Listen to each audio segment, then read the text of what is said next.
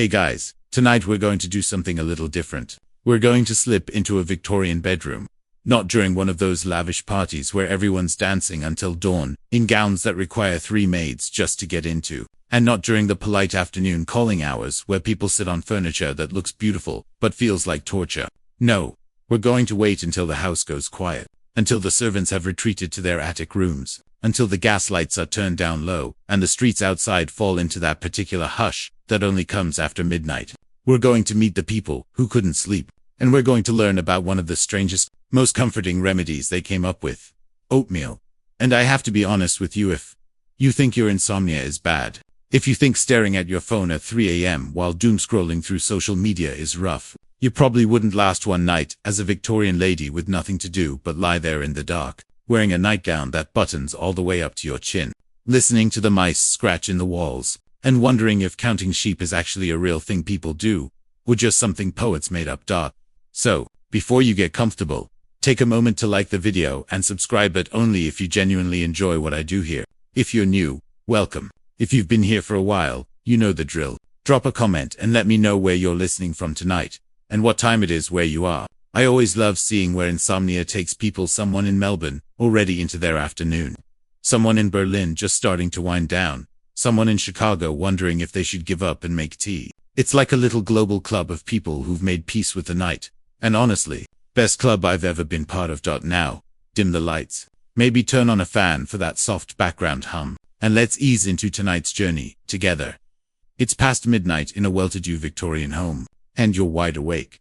That's the first problem. You should be asleep. The whole house should be asleep. Your husband is asleep. You can hear him snoring gently on the other side of the bed. That particular rhythm, that means he's completely unconscious. And will stay that way until the maid brings his morning tea at 7 sharp. The children are asleep down the hall. Hopefully. Unless the youngest has kicked off her blankets again, and will wake up cold and crying in an hour. The servants are asleep in their attic rooms, dreaming of their days off and the young men they're not supposed to be flirting with. Everyone is asleep. Except you. You're lying on your back, staring at the canopy above your bed. It's a lovely canopy, dark green velvet, trimmed with gold braid, gathered in elegant folds that would look beautiful in a painting. Right now, it just looks like a very expensive way to feel trapped. The curtains around the bed are drawn, enclosing you in a small, dark space that's supposed to feel cozy and protective, but instead feels like a very plush coffin. You can hear your own breathing. You can hear your heartbeat. You can hear the tiny sounds of the house settling, the creak of old wood, the distant scuttle of something that's probably a mouse, but could, in your current state, be absolutely anything.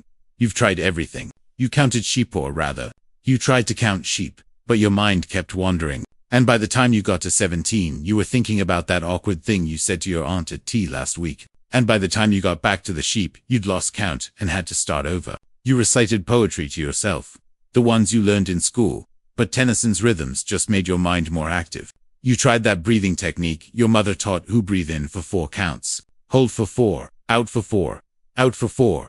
But after 10 minutes, you were more aware of your breathing than ever, and definitely not asleep. You've been here before, many times. This is the landscape of insomnia, familiar, frustrating, and utterly lonely. In the dark, with everyone else asleep, you're completely alone with your thoughts. And your thoughts, unfortunately, are not good company tonight.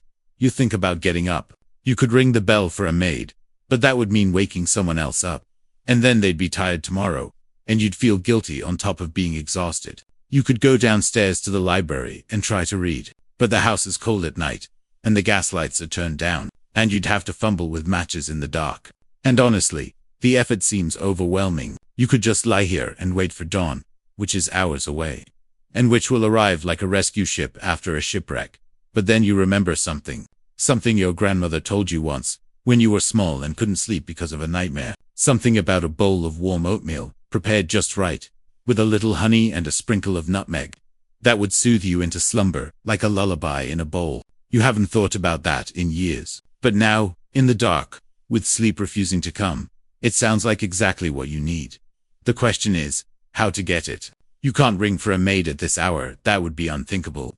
A breach of the social contract that keeps the household running smoothly. You could go down to the kitchen yourself, but that would mean navigating the dark house in your nightgown. And what if a servant saw you?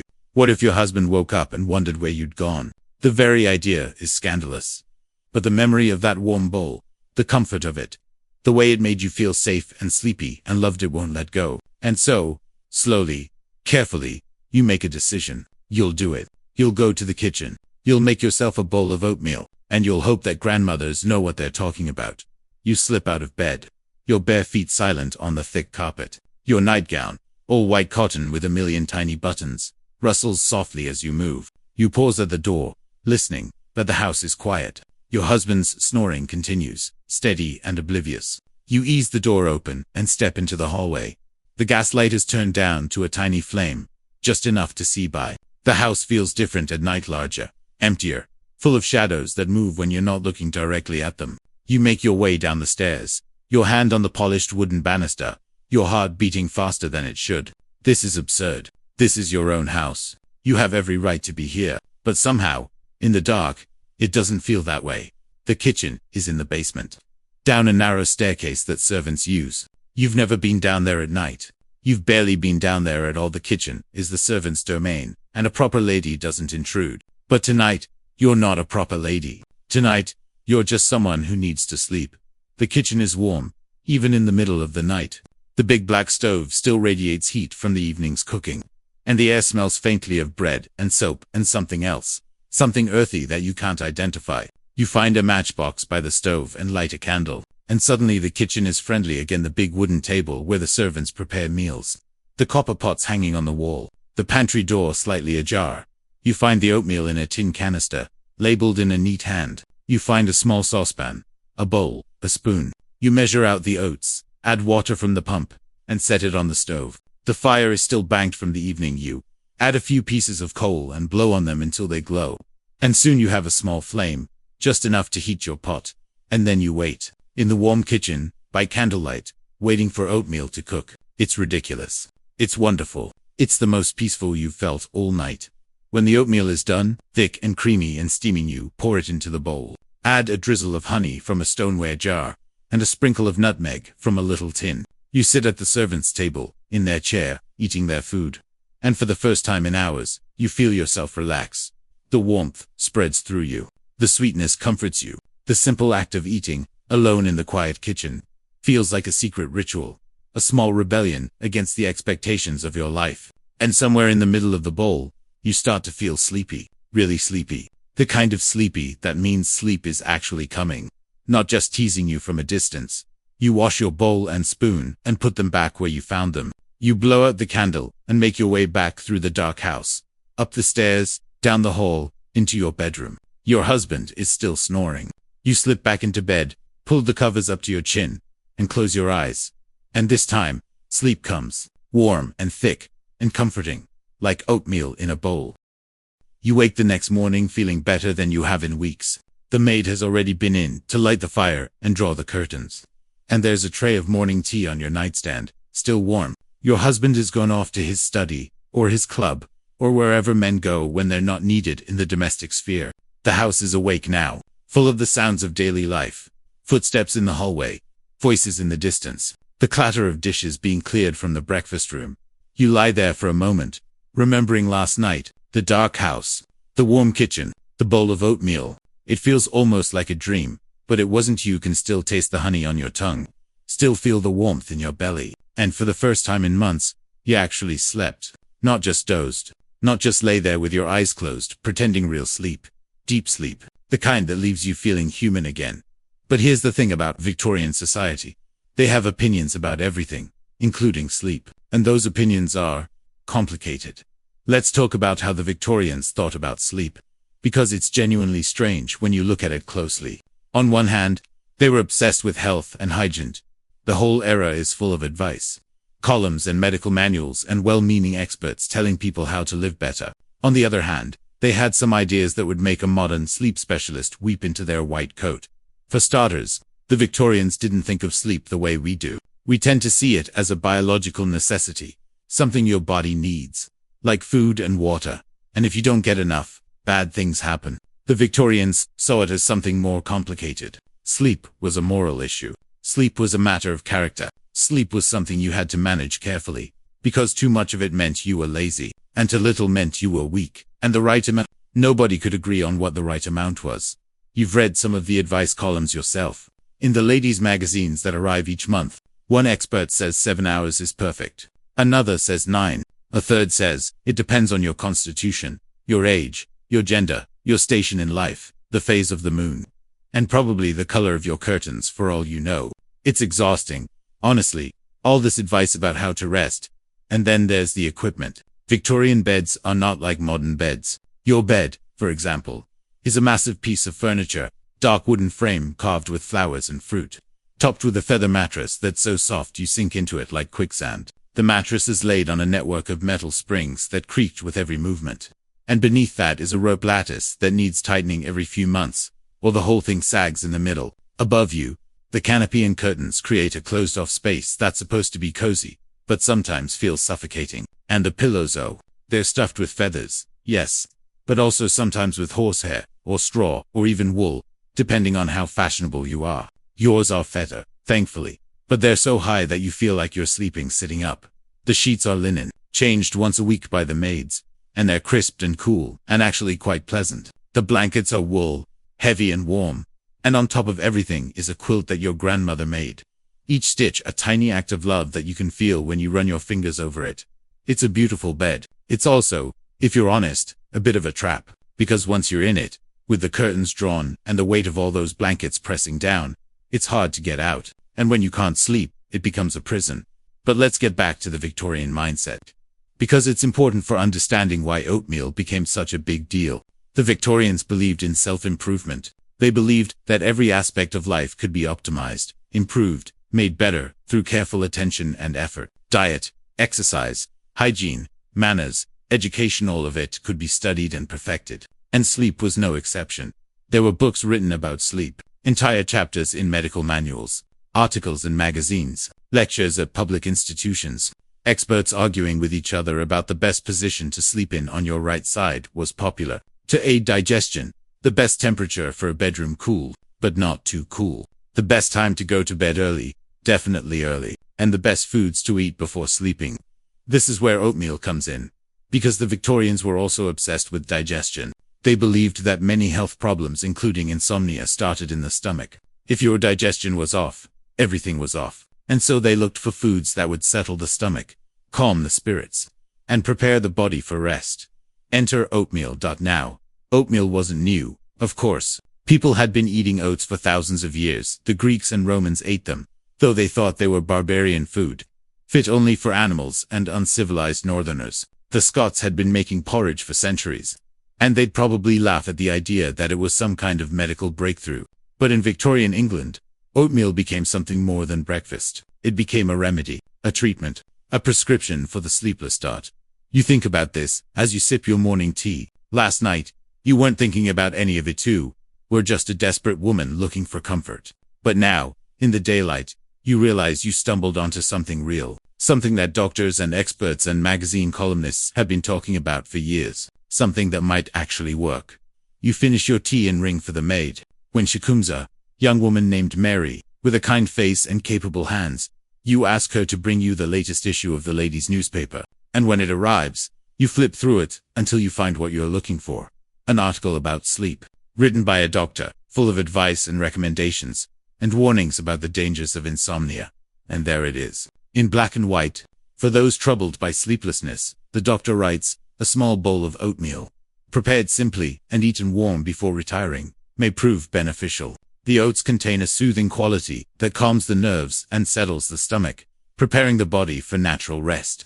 You read it twice, just to be sure. Then you set the paper down and smile. Last night, you weren't following medical advice. You were following your grandmother's memory. But it turns out your grandmother knew what she was talking about. That night, when the house grows quiet and your husband's snoring begins its familiar rhythm, you don't hesitate. You slip out of bed, down the stairs, through the dark house to the warm kitchen. You make your oatmeal the same way as before, with honey and nutmeg, and you eat it at the servant's table, by candlelight. And when you go back to bed, sleep comes just as easily as it did the night before. You've found your remedy. You've found your ritual. And in a world full of complicated advice and conflicting opinions and endless expectations, that simple bowl of oatmeal feels like a small act of rebellion, a secret you keep from everyone except yourself.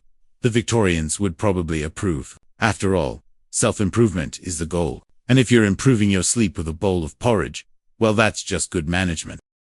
The weeks pass, and your nightly ritual becomes something you look forward to. Not just the oatmeal itself, though that's certainly part of it, the warmth, the sweetness, the way it sits in your stomach like a small, contented animal, but also the journey, the quiet walk through the dark house, the solitude of the kitchen, the feeling of being the only person awake in a world of sleepers. You've become something of an expert on oatmeal. You've learned that different oats produce different results. The coarse, stone ground variety takes longer to cook, but has a heartier texture, while the more processed kind is quicker but somehow less satisfying. You've experimented with toppings, honey, of course, but also brown sugar, cream, preserved fruits, even a tiny splash of sherry on particularly difficult nights. You've discovered that nutmeg is good, but cinnamon is better, and that a pinch of salt makes all the difference. You've also started paying attention to the advice columns, the medical manuals, the expert opinions. And the more you read, the more you realize that oatmeal's rise to prominence as a sleep aid wasn't accidental. It was part of a larger movement of Victorian obsession with health and wellness that touched every aspect of daily life. Let's talk about that movement, because it's genuinely fascinating. The Victorians were living through a period of massive change. Cities were growing, industry was transforming the landscape, science was making discoveries that challenged old beliefs, and people were looking for ways to cope with all of it, to find stability in a world that seemed to be shifting beneath their feet. One of the ways they coped was by turning to healthy living. They embraced new ideas about diet, exercise, and hygiene with an enthusiasm that can seem almost religious. They built spas and sanatoriums where people could take the waters. They created systems of physical culture with exercises designed to strengthen every part of the body. They wrote books about the dangers of corsets and the benefits of fresh air, and they developed theories about food that would influence eating habits for generations. Oatmeal fit perfectly into this worldview. It was simple, it was natural, it was associated with the countryside, with tradition, with a simpler way of life that seemed increasingly precious in an age of factories and railroads. And it was cheap, which meant that even people who couldn't afford expensive remedies could still benefit from its supposed powers. But there was more to it than nostalgia and economics. The Victorians were also discovering, through their own amateur scientific investigations, that certain foods actually did seem to affect sleep. They noticed that heavy meals before bed led to restless nights. They noticed that stimulants like tea and coffee kept people awake. And they noticed that warm, bland, easily digestible foods, like oatmeals, seemed to have the opposite effect. You experience this yourself, night after night. On evenings when you've had a rich dinner, with multiple courses and rich sauces, and perhaps a glass of wine, sleep is elusive. You lie there with your stomach working, your mind active, your body restless. But on nights when you've eaten simply, and then followed it with your bowl of oatmeal before bed, sleep comes easily. It's as if the oatmeal sends a signal to your body. Rest now, everything is taken care of. You mention this to your husband one morning at breakfast. He looks at you over his newspaper, his expression mildly interested. Oatmeal, he says. Isn't that what the Scots eat? You nod. It's supposed to be good for sleep. He considers this for a moment, then returns to his newspaper. Well, he says, if it works for you, that's capital. And that's the end of the conversation. You don't expect him to understand. Men don't have the same relationship with sleep that women do. They can fall asleep anywhere, anytime, in their chairs after dinner, on trains, during boring speeches in Parliament. They don't lie awake at night worrying about the children, or the servants, or the social obligations that pile up like unread novels. They don't have corsets to remove, and complex hairstyles to unravel, and a dozen small rituals to perform before they can even think about resting. For women, sleep is more complicated, and so are the remedies. You learn, through your reading, that you're not alone in your oatmeal ritual. Far from it. In homes across England, women are discovering the same thing. In the pages of ladies' magazines, they share their experiences, their recipes, their variations on the theme. One woman recommends adding a spoonful of honey from a particular region. Another swears by a specific brand of oats imported from Scotland. A third suggests serving the oatmeal in a particular kind of bowl, blue and white china.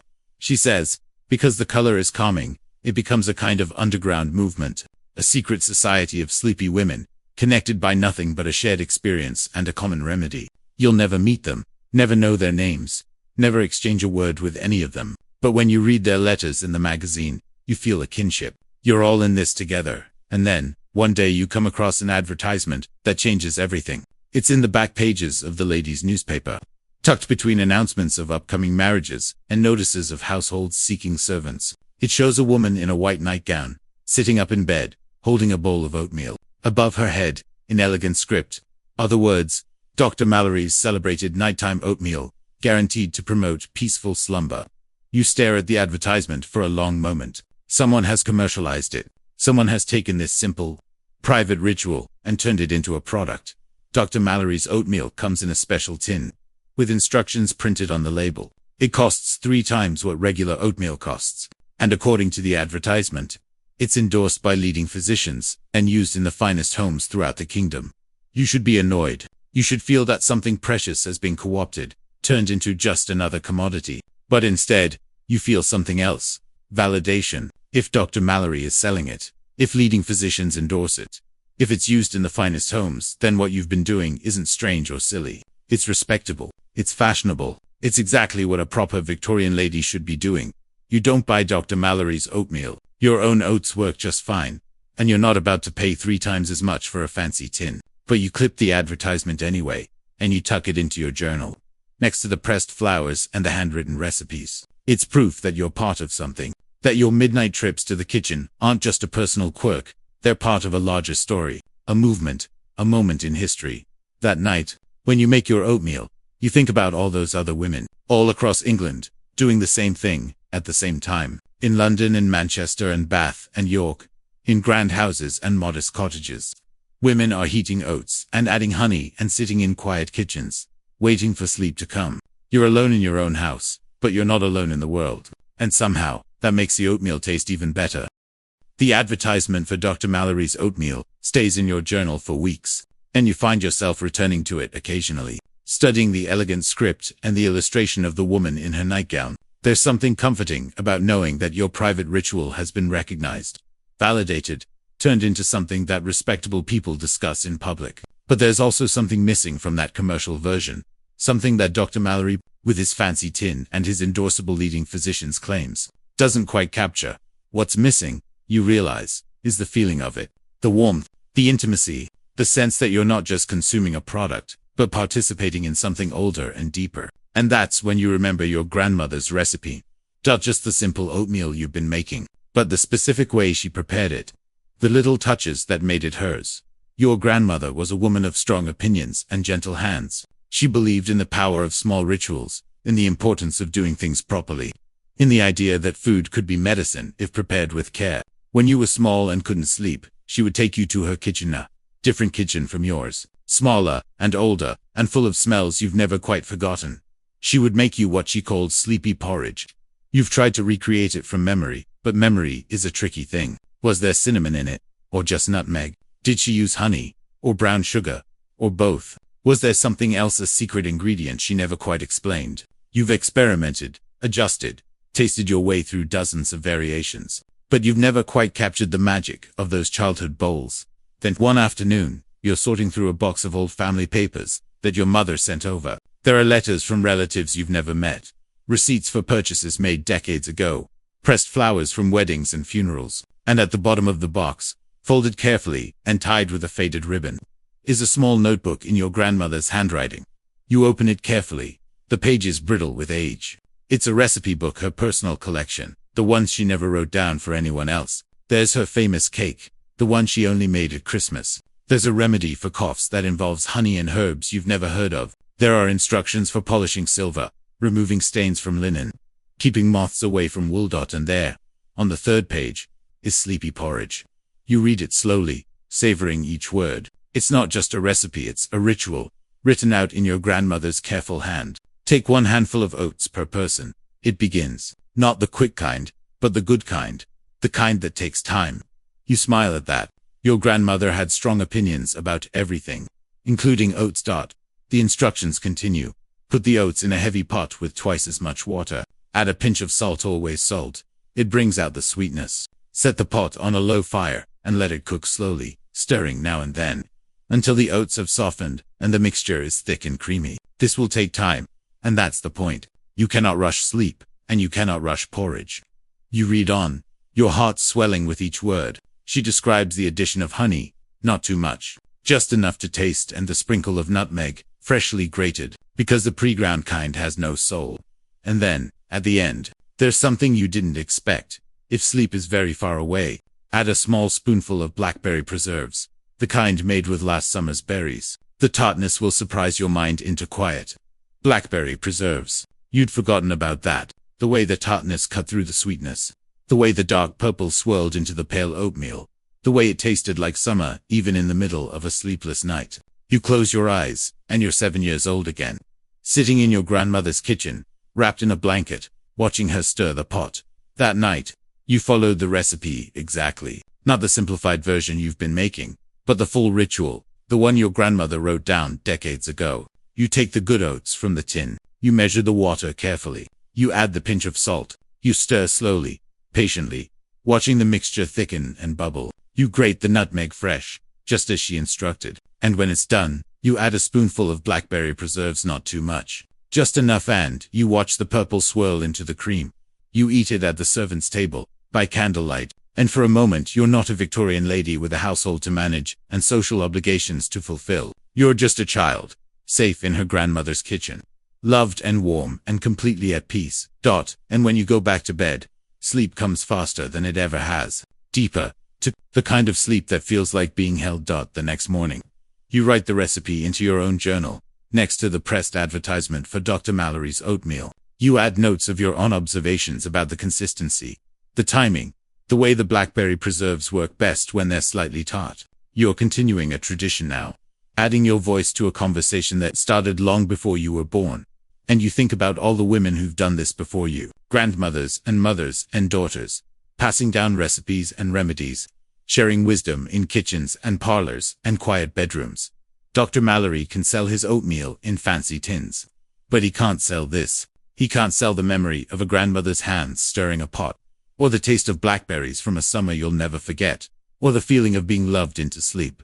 That's yours. That's ours. That's something no advertisement can touch. The recipe becomes part of your nightly routine, but it's more than just a recipe now. It's a ritual, a ceremony, a small piece of sacred time carved out of the darkness. And like all rituals, it has its own rhythm, its own requirements, its own unspoken rules. You've become particular about the equipment. The pot must be the right one, a small copper saucepan that you found in the back of the kitchen cupboard. One that the servants don't use for everyday cooking. It's old and slightly dented, but it conducts heat evenly and has a comfortable weight in your hand. The servants probably think it's lost, or maybe they know you've taken it and are too polite to say anything. Either way, it's yours now. The bowl matters too. You tried several before settling on the perfect one.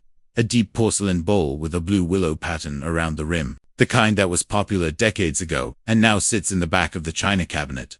Unfashionable but enduring. It holds the heat well, keeps the oatmeal warm through the whole eating. The spoon is silver, because silver doesn't tarnish your tongue the way other metals can. And because it feels right in your hand. Even the location has become specific. You always sit at the same place at the servants' table, the chair facing the stove, where you can watch the dying embers while you eat. The candle goes in the same spot, to your left, so its light falls on the bowl without casting shadows. You've arranged all of this without ever deciding to. The way rituals arrange themselves, when you pay attention. Tonight, as you stir the pot, you think about the strangeness of it all.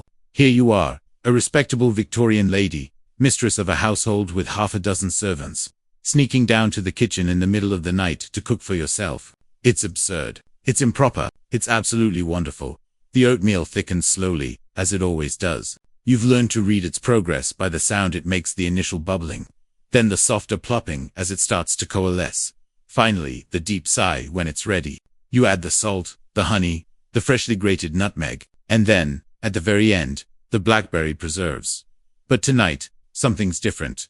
The preserves are almost gone, just a scrape left in the bottom of the jar. You'll need more, and that means asking the cook to order them. And that means explaining why you've been going through blackberry preserves so quickly. You haven't told anyone about your nightly ritual. The servants must know, of course, they're not blind. And pots don't wash themselves, but they've never mentioned it. And you've never mentioned it. And the whole arrangement exists in a polite silence that feels very Victorian indeed. You eat your oatmeal, savoring every bite, and you make a mental note to find a way to replenish the preserves without making it a whole conversation. Perhaps you'll mention casually that you've developed a taste for blackberry tea, and that the preserves might be nice with scones. Or perhaps you'll simply order them yourself, directly from the grocer, and let the servants assume what they will. These are the small complications of your secret life. These are the things no one tells you about when you start a midnight oatmeal ritual. When you finish, you wash your bowl and spoon and pot, drying them carefully and returning them to their places. The kitchen is warm and quiet, the fire banked for the night.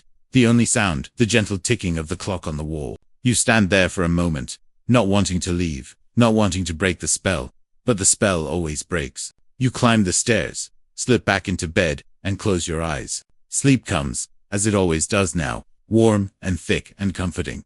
The next morning, you find a small jar of blackberry preserves on your breakfast tray. There's no note, no explanation, just the jar, sitting next to your tea, as if it's always been there. You smile, and you don't say anything. Some things don't need to be said. The seasons change, and your nightly ritual changes with them. In autumn, when the air turns crisp and the leaves pile up in the garden, your oatmeal feels like a defense against the coming cold. In winter, when snow dusts the windowsills, and the house seems to contract into itself, it becomes a beacon of warmth, a small flame you tend in the darkness. And in spring, when the world wakes up and the birds begin their dawn chorus, hours before sunrise, it feels like a secret you're keeping from the light. You've become attuned to the small details of the night kitchen, the way the stove breathes, the way the shadows move when the candle flickers, the way the house settles around you, creaking and sighing like an old dog dreaming. You've learned to read these signs, to understand them as part of the language of the night. The servants have learned to read you, too. They never mention your midnight excursions, but you notice small accommodations. The copper pot is always clean, always in its place. The oatmeal tin is never empty. Someone refills it before you can notice it's low. The blackberry preserves appear regularly, without explanation, as if delivered by helpful ghosts. You wonder sometimes what they think of you, these servants who know your secret. Do they laugh about it among themselves? The mistress, sneaking down to the kitchen like a child. Do they find it endearing, or pathetic, or simply one more eccentricity to accommodate? You'll never know, and in a way, that's part of the arrangement. The distance between mistress and servant is maintained by silence, by not knowing, by the careful preservation of boundaries. But sometimes, on the coldest nights, when you're sitting at the servants' table with your bowl of oatmeal, you imagine one of them joining you. Mary, perhaps, the young maid with the kind face. You imagine her sitting across from you, a bowl in her hands, her feet up on another chair. The two of you talking about nothing in particular, while the fire dies down. It's a pleasant fantasy, but you know it could never happen. The boundaries exist for a reason, and crossing them would unravel something neither of you wants to unravel. So you sit alone, and you eat your oatmeal, and you listen to the house breathe around you. Tonight, something's different. You notice it as soon as you enter the kitchen. A small vase on the table, holding a single sprig of lavender. It wasn't there last night. It wasn't there any night before. Someone put it there, for you. You pick up the vase, examining it. It's just a small ceramic thing, chipped at the rim, clearly not from the good china. The lavender is fresh, still fragrant, its purple flowers delicate against the green stems. You bring it to your nose and inhale, and for a moment, you're back in your grandmother's garden, watching her cut lavender to dry for sachets. You set the vase back on the table, in the spot where the candle usually goes. Tonight, the candle will go somewhere else. Tonight, the lavender will be your light. You make your oatmeal as always, but your mind is elsewhere. Who left the lavender? Mary. The cook. Someone else entirely. Why? What does it mean? You'll probably never know. That's the thing about the silent arrangements that govern a household. They work precisely because they're silent. Because no one has to explain or acknowledge, or take responsibility. The lavender could be a gift, or a message, or just a small kindness with no meaning at all. You'll never ask, and no one will ever tell you. But as you eat your oatmeal, with the lavender's fragrance mixing with the smell of honey and oats, you feel something shift. The kitchen feels less like a secret space, and more like a shared one. You're not alone in your midnight ritual, you never were. The servants have known all along, and they've been participating in their own way, keeping your secret, maintaining your supplies, and now, leaving you flowers. You finish your oatmeal, wash your dishes, and return to bed. But before you leave the kitchen, you do something you've never done before.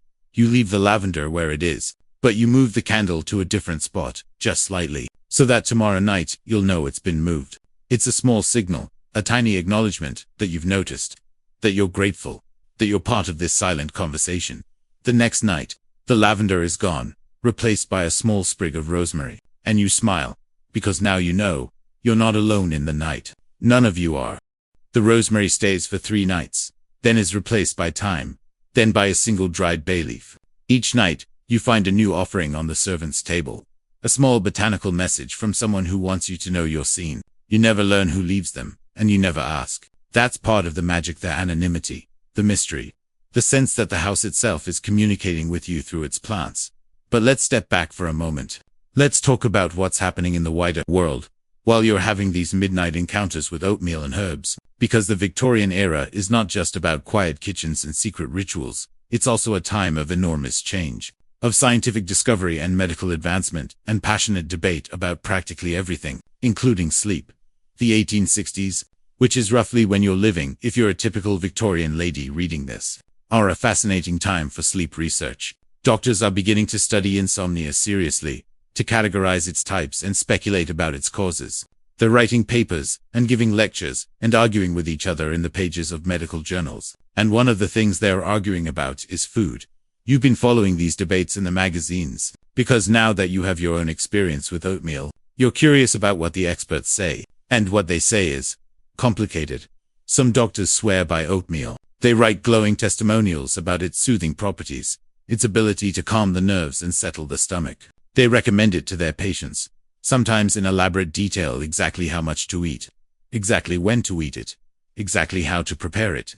One doctor, a respected physician from Edinburgh, has published an entire pamphlet on the subject, with recipes and case studies and testimonials from grateful patients. But other doctors are skeptical. They point out that oatmeal is just food, after all, and that its effects are probably psychological. They argue that the real problem is not what people eat, but how they live. Too much excitement, too little exercise, too many late nights and rich dinners. They recommend cold baths and long walks and early bed, none of which sound nearly as appealing as a warm bowl of porridge.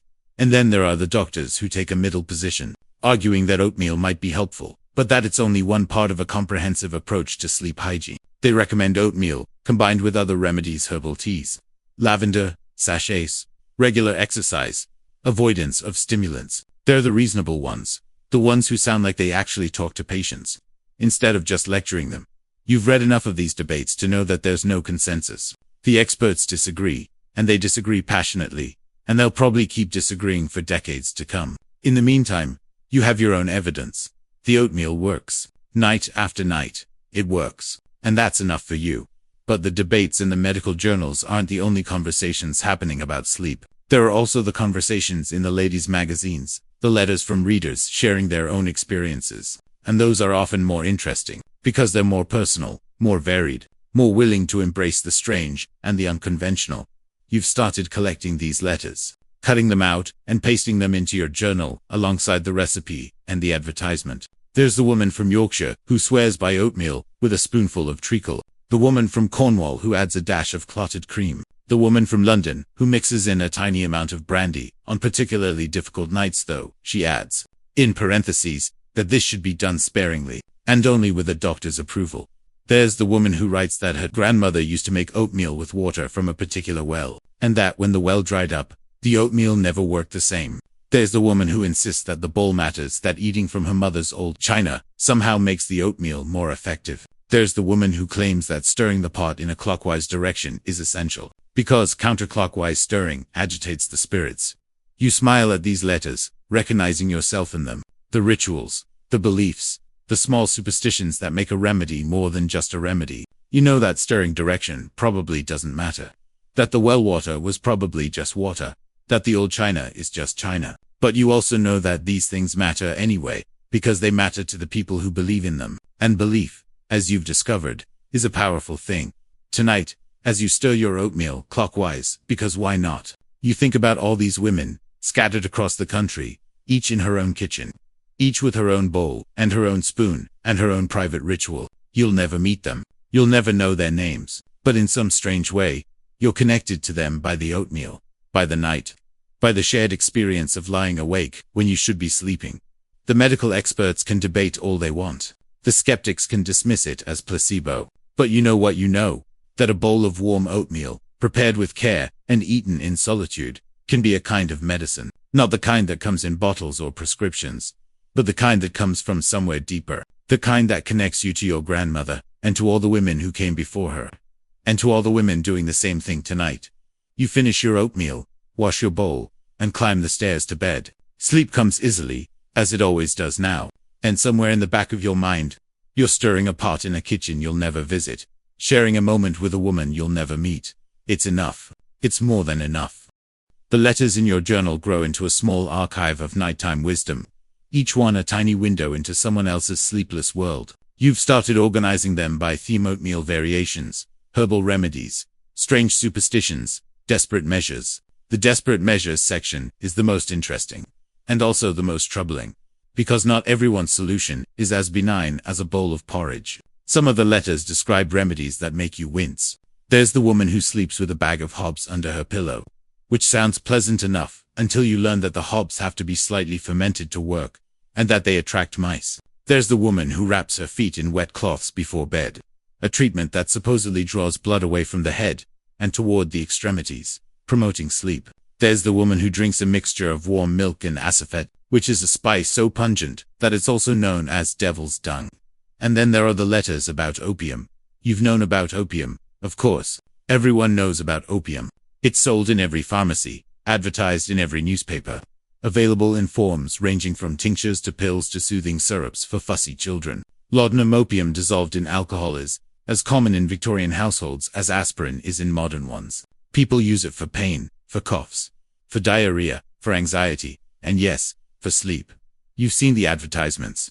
Mother Bailey's quieting syrup, with its picture of a peaceful baby sleeping in its crib. Dr. Collis's night draft, guaranteed to produce refreshing slumber without unpleasant after effects. Mrs. Winslow's soothing syrup, which generations of mothers have given to teething infants, unaware that it contains morphine. That the letters in your journal confirm what you already suspect. Many of your fellow insomniacs have turned to opium. Some write about it openly, describing the blessed relief of a few drops of laudanum in warm milk. Others are more circumspect, mentioning only a physician's preparation or a tonic recommended by my doctor. But you can read between the lines. You know what they're talking about.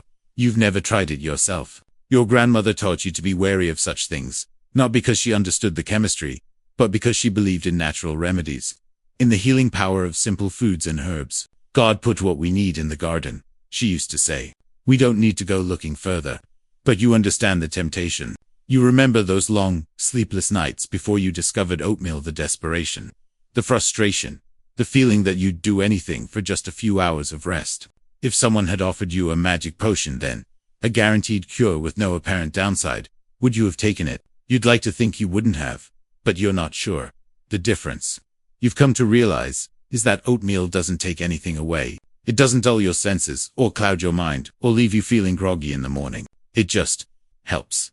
Gently, quietly, without fanfare or side effects. It's not a magic potion. It's just food, prepared with care and eaten with intention. And somehow, that's enough. Tonight, as you stir your pot, you think about all those women who've chosen a different path. The ones who lie in beds, scented with fermented hops. The ones with wet cloths wrapped around their feet. The ones who've become dependent on laudanum, who can't sleep without it. Who wake each morning feeling foggy and strange. You don't judge them, you understand desperation too well for that. But you're grateful for your grandmother's wisdom, for the simple remedy that found its way to you. The oatmeal is ready. You add the honey, the nutmeg, the last of the blackberry preserves. You sit at the servant's table, with the candle flickering and the herbs in their little vasonite. It's sagent. You eat slowly, savoring each bite. And when you're done, you wash your dishes and climb the stairs to bed, where sleep waits for you like an old friend. No opium. No desperation, just oatmeal, and the memory of a grandmother's love, and the quiet certainty that some things don't need to be stronger to be effective. Sometimes the gentlest remedies are the ones that last. The seasons turn, and your nightly ritual becomes as natural as breathing. You don't think about it anymore, you just do it. The walk through the dark house, the warm kitchen, the familiar pot, the bowl with the willow pattern, the oatmeal itself, thick and creamy and comforting, the sleep that follows, deep and dreamless, and exactly what you need. But tonight, something's different. You notice it as soon as you enter the kitchen. The servants are still there. Not all of them, just one. Mary, the young maid with the kind face, is sitting at the table. She's in her nightclothes, a simple cotton shift with a shawl wrapped around her shoulders. In front of her is a bowl of oatmeal, identical to yours. She looks up as you enter, and for a long moment, neither of you moves.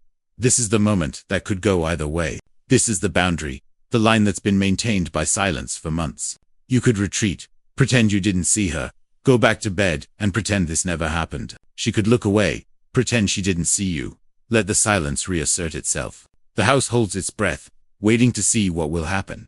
You step forward. You walk to the stove, get your pot, begin making your oatmeal. You don't say anything, not yet, but you don't retreat either. You're here, and she's here, and for now, that's enough.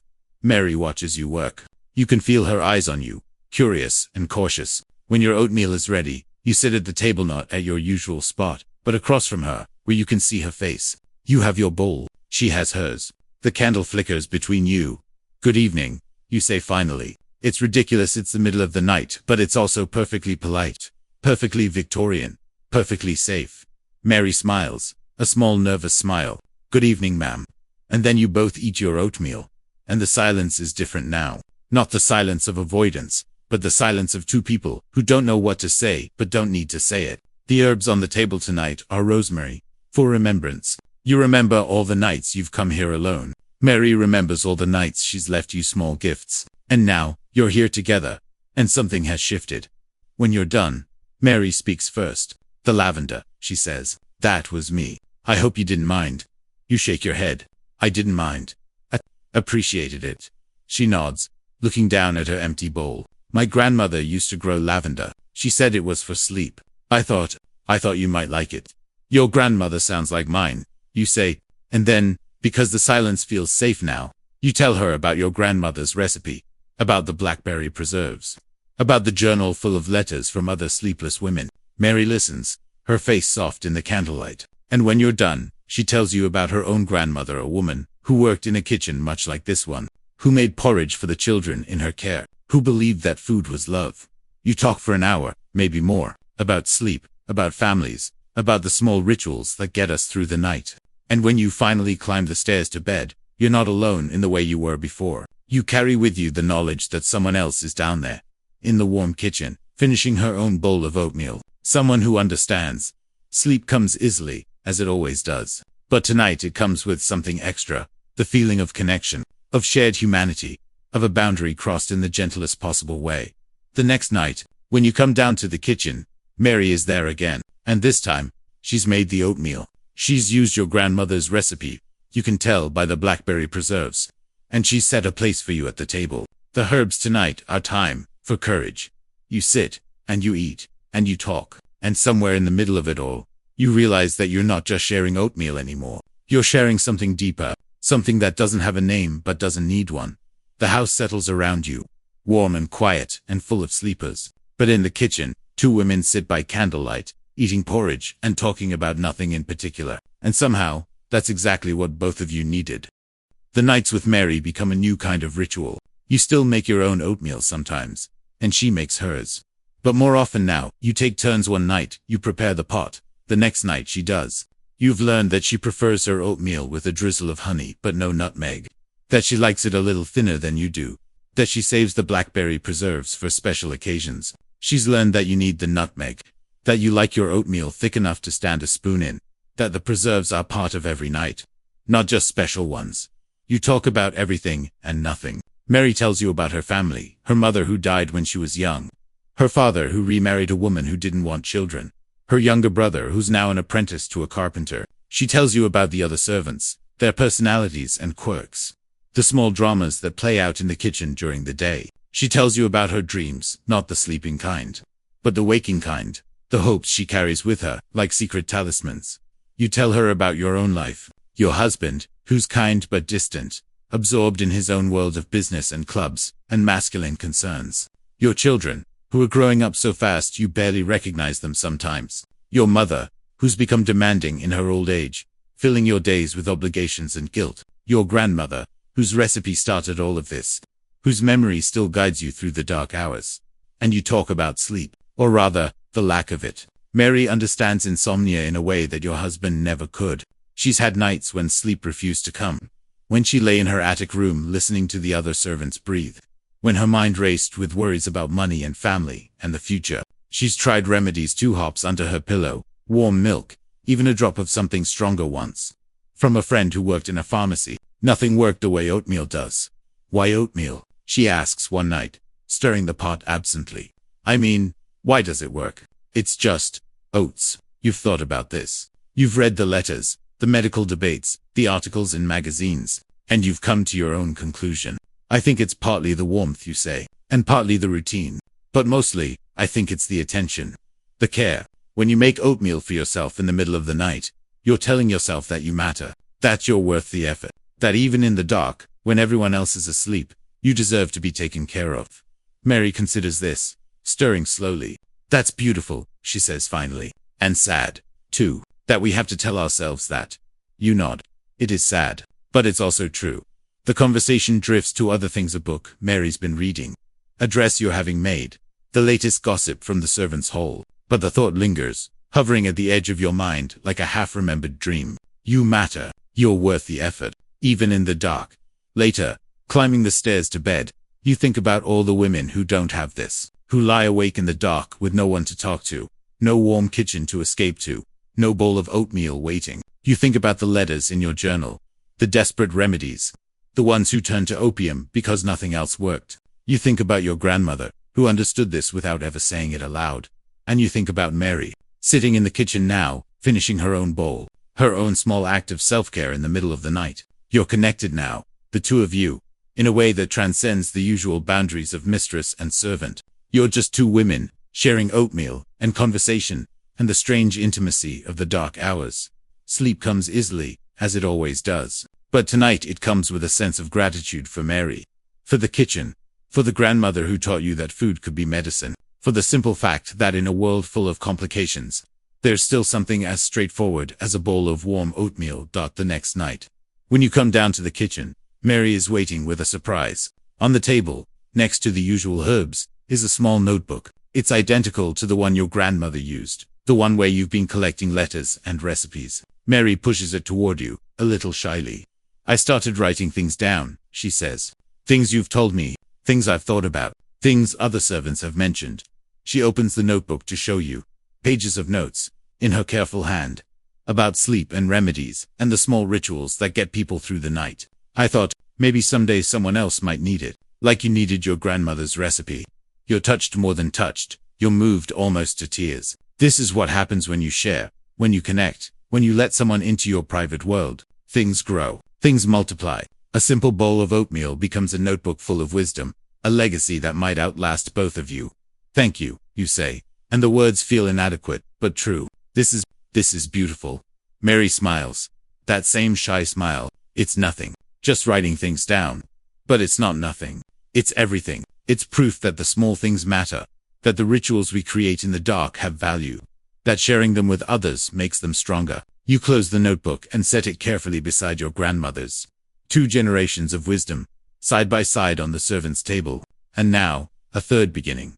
You make oatmeal together that night, taking turns stirring, adding honey and nutmeg, and blackberry preserves. You eat side by side, talking quietly about nothing in particular. And when you climb the stairs to bed, you carry with you the knowledge that something important is happening here. Something that started with a grandmother's recipe and grew into a midnight friendship and might, if you're lucky, become something even larger.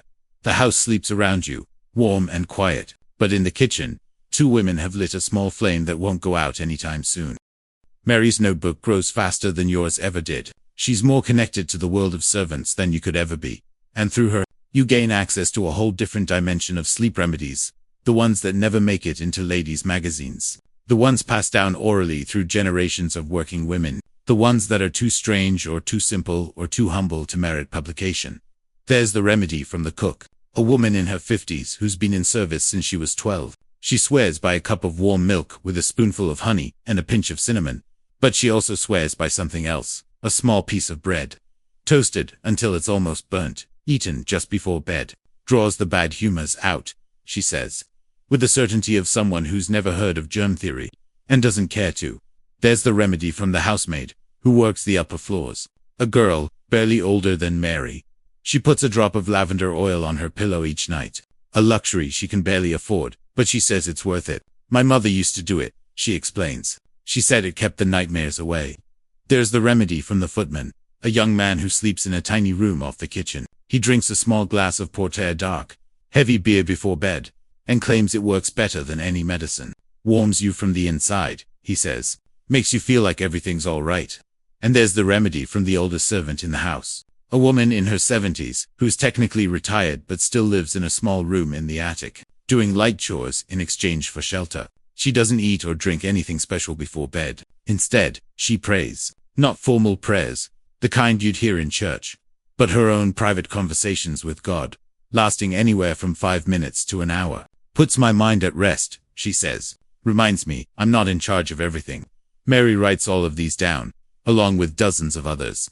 The notebook fills quickly, page after page of remedies and rituals and small acts of self-care. Some are practical, some are superstitious, some are downright strange, but all of them are real, used by real people, night after night.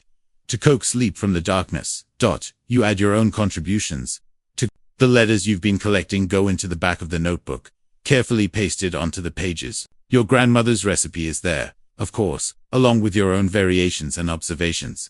And gradually, the notebook becomes something more than a collection of remedies. It becomes a record of humanity, a testament to the creativity and resilience of people who refuse to let insomnia win. One night, as you and Mary sit together over your oatmeal, she asks you a question that stops you cold. Do you think anyone will ever read this? I mean, really read it, not just look at it. You consider the question. It's not an easy one. In 100 years, will anyone care about the sleeping habits of Victorian servants and ladies? Will anyone find value in these small, private rituals? Or will the notebook end up in a landfill somewhere, its pages turning to pulp, its wisdom lost forever? I don't know, you admit, but I don't think that's the point. Mary looks at you, waiting for you to explain. The point, you continue slowly, is that we're writing it, that we're paying attention, that we're treating these small things as if they matter, because they do matter to us, right now, and maybe that's enough. Mary nods. Considering this, like the oatmeal, she says, it doesn't matter if it works for everyone forever. It matters that it works for us tonight. Exactly. She smiles, and you smile back, and you finish your oatmeal in comfortable silence. The notebook sits on the table between you, its pages full of other people's wisdom, waiting for more. Tomorrow night, there will be more remedies to add, more stories to record, more small acts of defiance against the dark. But tonight, there's just this: 2 women, a bowl of oatmeal, and the quiet certainty that what they're doing matters, even if no one ever knows. But later, climbing the stairs to bed, you think about legacy, about what we leave behind, and why, about the strange fact that your grandmother's recipe found its way to you, and that you've passed it on to Mary, and that Mary is passing it on to a notebook that might outlast all of you. It's not the kind of legacy that gets written about in history books. It's not the kind that makes you famous or remembered, but it's a legacy nonetheless. A chain of connections stretching across generations, linking people who will never meet but who share the same struggle, the same need, the same small comfort. You fall asleep thinking about that chain, and about your place in it. And when you dream of kitchens full of women, stirring pots and sharing stories, keeping the darkness at bay one bowl at a time. Months pass, and the notebook thickens. Mary's handwriting fills page after page, and yours joins it, occasionally a recipe you've remembered, a letter you've received, a thought about sleep that came to you in the middle of the night. The herbs continued to appear on the table, a different one each night. A small mystery that neither of you ever mentions, but both of you appreciate. And then, one night, Mary arrives in the kitchen with news. She's been promoted, not exactly promoted, but given additional responsibilities. The housekeeper has noticed her diligence, her reliability, her quiet competence. Starting next week, she'll be training to become an underhousekeeper, which means more money, more status, and eventually, her own room.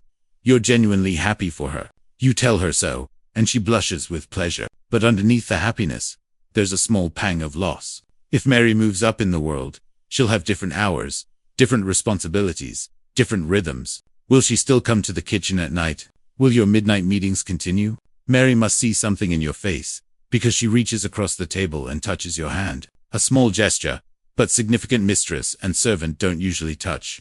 I'll still be here, she says quietly. This is too important to give up. You nod, not trusting your voice. And then you both return to your oatmeal. The silence comfortable, but charged with something unspoken. The weeks that follow are a transition. Mary's new duties keep her busy during the day, and sometimes she's too tired to make it to the kitchen at night. But she always comes when she can, and when she can't.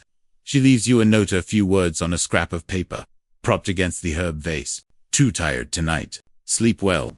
Busy day tomorrow. Will be thinking of you. Save me some preserves. The notes become a new kind of ritual, a written counterpart to your spoken conversations. You keep them all, tucked into the back of Mary's notebook, alongside the recipes and remedies and letters. They're small things, barely worth saving. But they matter to you in ways you can't explain. One night, when Mary is absent, you find yourself alone in the kitchen for the first time in months. It feels strange familiar, and at the same time, you make your oatmeal, using your grandmother's recipe, and you eat it at the servants' table, with the candle flickering and the herb vase empty, because Mary wasn't there to fill it. The kitchen is quiet, but it's a different kind of quiet now. Not empty, exactly, but waiting, expectant.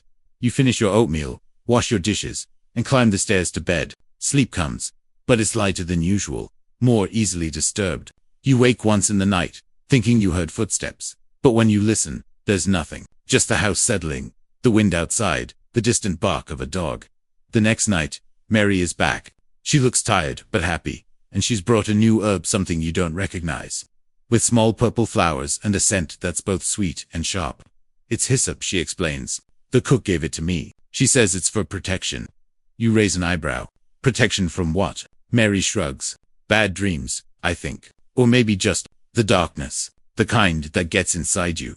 You look at the hyssop, small and unassuming, and you think about all the other herbs that have appeared on this table. Lavender for sleep, rosemary for remembrance, thyme for courage, sage for wisdom, and now hyssop for protection. Each one a message, a wish, a small act of caring from someone who wanted you to know you weren't alone. Thank you, you say, and Mary nods, understanding that you're not just thanking her for the herb. You make oatmeal together that night, taking turns stirring, adding honey and nutmeg and blackberry preserves. You talk about her new duties, her hopes for the future, her fears about whether she's good enough for the promotion. You talk about your own life, your children growing up, your husband's increasing distance, your mother's demands, and somewhere in the middle of it all, you realize that this kitchen, this table, this shared bowl of oatmeal, has become the most real thing in your life. More real than the drawing room with its formal conversations. More real than the bedroom with its sleeping husband. More real than the endless round of social obligations that fill your days. Here, in the middle of the night, with a servant girl who's become a friend, you're actually yourself. Not a lady, not a mistress, not a wife or mother or daughter. Just a person, eating oatmeal and talking about ordinary things. And somehow, that's enough. Later, climbing the stairs to bed, you think about what Mary said. Protection from the darkness that gets inside you. You've felt that darkness sometimes, the loneliness, the doubt, the fear that your life doesn't matter. But here, in this kitchen, with this friend, the darkness retreats. Not completely, not forever, but enough. Enough to sleep, enough to face another day. You fall asleep thinking about hyssop, and about all the other small protections we create for ourselves. A bowl of oatmeal, a candle in the dark, a friend who understands. They're not much, maybe, but they're something, they're everything. The notebook is nearly full now. Mary's careful handwriting covers most of the pages, with your looser script interspersed. And the letters and notes tucked into the back have created a bulge that threatens to split the binding. You've started talking about finding another notebook, starting a second volume, continuing the work that's become so important to both of you. But before that can happen, something unexpected occurs. Your husband announces that he's been offered a position in another city, of promotion. A step up in the world, an opportunity too good to refuse. He'll be moving in 3 months, leaving this house, this kitchen, this midnight ritual behind. You take the news calmly, as a proper Victorian wife should. You congratulate him, ask about the details, begin making mental lists of what will need to be packed and what can be left behind. But inside, you're reeling. 3 months, 90 nights, and then, what? That night, in the kitchen, you tell Mary. She takes it as calmly as you did. But you can see the shock in her eyes, the quick calculations she's making. What will happen to her? Will the new housekeeper keep her on? Will she have to find another position? And what about the notebook? What about the midnight talks? What about the friendship that's become so precious to both of you? You don't have answers. You sit in silence, your oatmeal cooling in front of you, neither of you able to eat. Finally, Mary speaks. We have 3 months, she says. That's 90 nights. That's a lot of oatmeal. You laugh. Despite everything, leave it to Mary to find the practical angle. 90 bowls. You agree? Maybe we should start counting. And so you do. Each night, you mark another bowl in the back of the notebook. A small tally of the time you have left. 90, 89, 88. The numbers go down, but the nights don't feel fewer. They feel more precious, more intense, more worth savoring. You talk about everything now. No topic is off limits. No memory too private. No dream too silly to share. Mary tells you about her childhood, the poverty and the small joys. The mother she barely remembers and the father who couldn't cope. You tell her about your own childhood, so different from hers, privileged but lonely, full of expectations and empty of warmth. You find common ground in unexpected places. The loss of a parent, the fear of not being good enough, the small rebellions that kept you sane. You talk about sleep too, the remedies in the notebook, the ones that worked and the ones that didn't. The theories you've developed over months of midnight conversations. The certainty that sleep isn't just physical, it's emotional, spiritual, connected to everything else in ways you're only beginning to understand. The oatmeal helps, Mary says one night. But it's not really the oatmeal, is it? You shake your head. It's the ritual, the attention, the taking care and the company, she adds. Talking, being heard. You nod. That's part of it too. Maybe the biggest part. 50 nights left, 40, 30. The numbers dwindle, and you feel time slipping away like water through your fingers. You've started making plans, not grand plans, but small ones. You'll take the notebook with you, of course. You'll find another kitchen in another house, another midnight ritual, and you'll write to Mary regularly, even though letters between mistress and servant are unusual. You'll find a way to stay connected. Mary has her own plans. She's been talking to the cook, who has connections in other households. There might be a position for her, a step up, a chance to use what she's learned, and she'll keep her own notebook, start a second volume, continue the work you've begun together. Maybe someday, she says, someone will find both notebooks, put them together, see how they connect. You like that idea? 2 notebooks, written in 2 different hands, in 2 different kitchens, in 2 different cities, but connected by the same thread: the search for sleep, the need for comfort, the small rituals that get us through the night. 20 nights. 10-5. The last week arrives, and you spend every night in the kitchen, talking until dawn, storing up memories like a squirrel storing nuts for winter. The herb vase is full every night. Mary makes sure of its hand. The oatmeal is perfect every time, even when you're too emotional to taste it. The last night comes. You make oatmeal together, taking turns stirring, adding honey and nutmeg and blackberry preserves. You eat in silence, not because you have nothing to say, but because there's too much. The notebook sits on the table between you, full to bursting, a record of everything you've shared. Finally, Mary speaks. I'll miss you. You reach across the table and take her hand. I'll miss you too. More than I can say. We'll write, and we'll keep making oatmeal, in our own kitchens, at the same time. So even though we're apart, we'll be connected. You smile, because that's exactly the kind of thing Mary would think of. Practical and poetic at the same time. At the same time, you agree? Every night, or as close as we can manage. You finish your oatmeal, wash your dishes, and climb the stairs for the last time. At the top, you turn and look back. Mary is still there, standing in the kitchen doorway, the candlelight behind her making a halo of her hair. You wave, and she waves back, and then you turn away and walk to your bedroom. Sleep comes, eventually, but it's light, troubled, full of dreams about trains and stations, and people disappearing into the distance. The next morning, you leave. The house recedes behind you, the kitchen growing smaller and smaller, until it's just a memory. But you carry it with you, the warmth, the light, the friendship, and in your luggage, carefully wrapped, is the notebook, full of recipes and remedies and letters and love.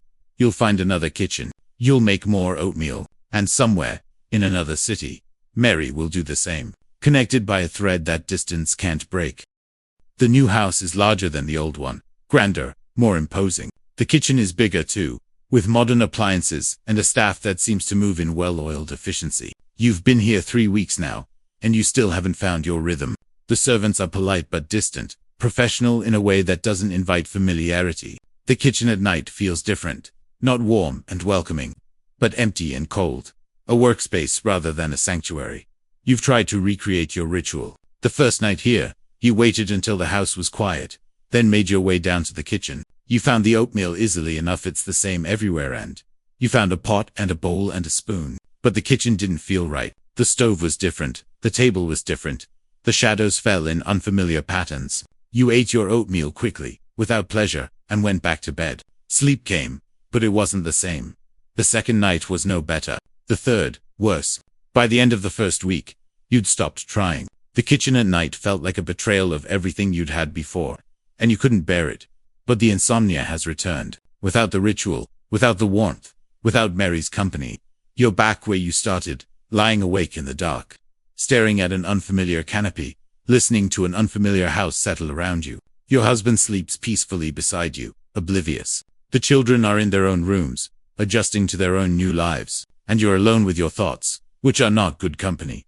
You think about Mary often. You've written to her, and she's written back long letters full of news about the old house, the servants, her new duties. She's been promoted, as expected, and she's started training her replacement, a young girl fresh from the country, who reminds her of herself a few years ago. She's kept the notebook going, adding new remedies and stories, and she's still making oatmeal at night, in the same kitchen, at the same table.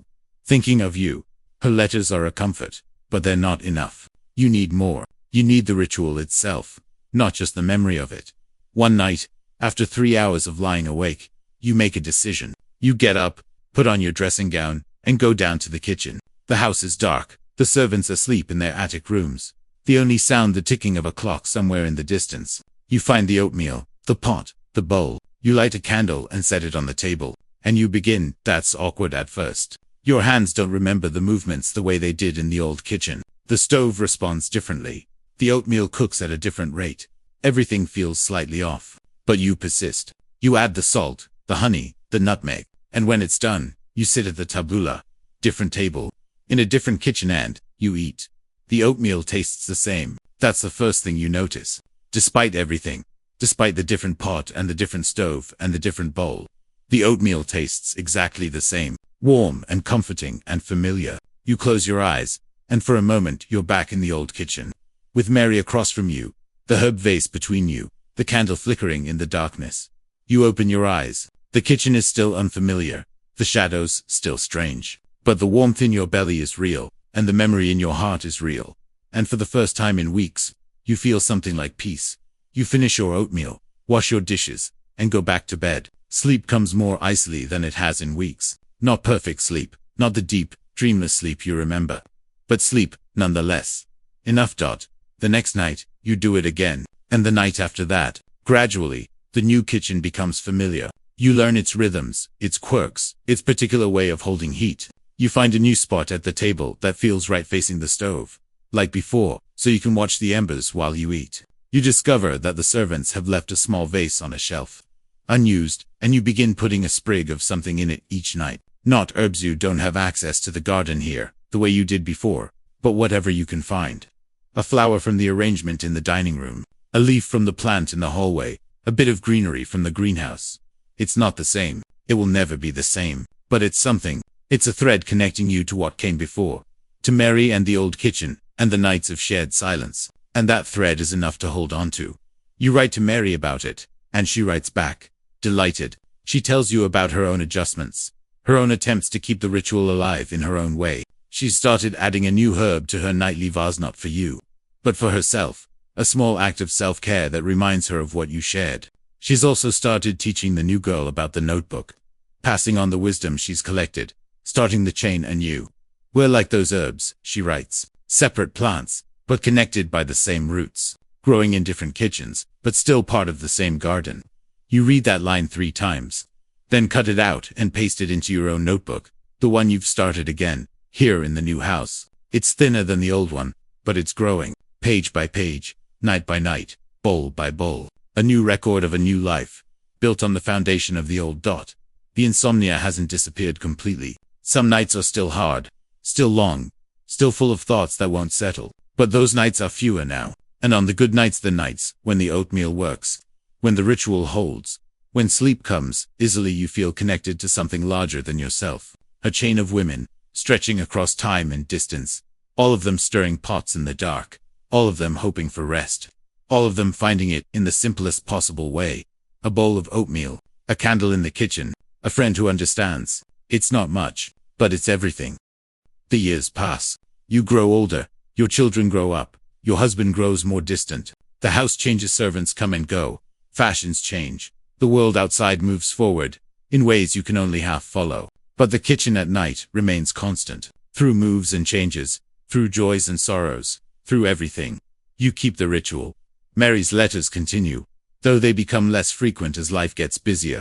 She married, eventually a respectable man, a tradesman with a small business. She has children now, 3 of them, and her letters are full of their adventures and misadventures. She still makes oatmeal at night, she says, though not every night anymore. The children keep her too busy, too tired, too needed. But on the nights when sleep won't come, she still finds her way to the kitchen, still stirs the pot, still thinks of you. The notebooks have multiplied. You have 3 now, each one full to bursting, with recipes and remedies and letters and thoughts. Mary has at least as many, she says, and she's started sharing them with her oldest daughter, a girl of 12 who's shown an interest in such things. The chain continues. Tonight, you're in the kitchen again. You're old, no older than your grandmother was when she taught you about sleepy porridge. Your hands are stiff, your movements slower, but the ritual is as familiar as breathing. The pot, the oats, the water, the salt, the honey, the nutmeg, the blackberry preserves, still your favorite, still reminding you of summers long past. You sit at the table, the same table you've sat at for decades. In this kitchen, or that one, always facing the stove. The candle flickers beside you. The herb vase holds a sprig of lavender, because lavender is for sleep, and because Mary sent you some dried lavender in her last letter, and because you like to think of her when you see it. The oatmeal is warm and comforting, as it always is. You eat slowly, savoring each bite, letting the warmth spread through you. The house is quiet around you, full of sleeping people, your husband, long retired, your grown children, visiting for the holidays, your grandchildren, tucked into beds that were once yours. You're the only one awake, the only one keeping watch, the only one carrying this particular flame. But you're not alone. You know that now, in a way you didn't when you started this journey decades ago. Mary is somewhere, in her own kitchen, perhaps doing the same thing, and her daughter, perhaps, learning the ritual, and all the women whose letters filled your notebooks, each one with her own story, her own remedy, her own small act of defiance against the dark. You finish your oatmeal, and wash your bowl. You blow out the candle, and make your way through the dark house, up the stairs, to your bedroom. Your husband snores gently, as he always has. You slip into bed beside him, pull the covers up, and close your eyes. Sleep comes. Not quickly, not dramatically, but gently, peacefully, like an old friend settling in beside you. And as you drift off, you think about all the nights that led to this one, all the bowls of oatmeal, all the candles, all the conversations, real and imagined, with women you'll never meet. It's been a good life. Not perfect, not always happy, but good. And in some small way, you'd think, the oatmeal helped. Not because it had any special power, but because it reminded you, night after night, that you mattered, that you were worth taking care of, that even in the dark, you could find warmth. The house settles around you, creaking and sighing like an old dog dreaming. Somewhere in the distance, a dog barks.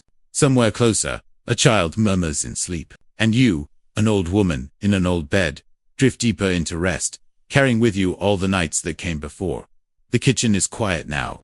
The candle extinguished, the bowl washed and put away, but the warmth remains in the embers of the stove, in the memory of the woman who sat here, in the pages of the notebooks that will outlast her. And somewhere, in another kitchen, another woman stirs another pot, continuing the chain that stretches back through generations, forward through time, connecting all of us who've ever lain awake in the dark, hoping for rest. It's a small thing, a bowl of oatmeal, but small things, repeated night after night, year after year, become something larger, become rituals, become traditions, become love. So tonight, if sleep is far away, consider a bowl of warm oatmeal, not because it's magic, but because it's not, because it's simple and real and yours, because in the act of making it, you're telling yourself that you matter, that you're worth the effort, that even in the dark, you deserve to be taken care of. And maybe, somewhere, someone else is doing the same thing, stirring their own pot, lighting their own candle, thinking their own thoughts, connected to you by nothing but a shared moment and a shared need. And somehow, that's enough. Sweet dreams. End of script. Sweet dreams.